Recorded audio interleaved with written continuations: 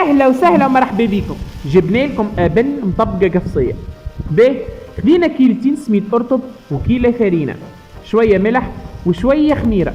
فما شكون ما يحطش الخميره، لكن اني نحط شويه باش تخلي التكستور نتاعها طريه. حطينا شويه زيت زيتونه ونعجناها بالماء، نعجناها بالباهي تقريبا 10 15 دقيقه، ونخليوها ترتاح 20 دقيقه والا نص ساعه. به نهرسوا الثوم والكرويه والملح ونخلطوا عليه الفلفل الشايح، اللي يحبها حاره يحط اكثر.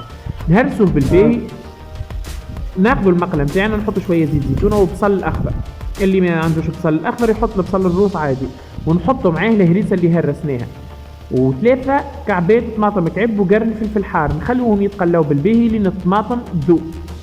حطينا زوز مغارف طماطم معجونه ومغرفتين فلفل احمر، وحطينا ربطه نعناع اخضر وربطه معدنوس. ماذا بيكم النعناع يكون اخضر، ما تحطوش النعناع الشايح. باهي ونخليوها تذبل لين الطماطم تولي مبرومه.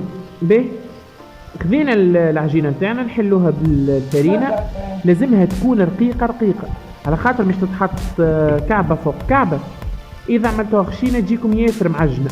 باهي نحطوا الحشو في الوسط، اللي يحب يزيد جبني يحط، لكن اني ما نحبش.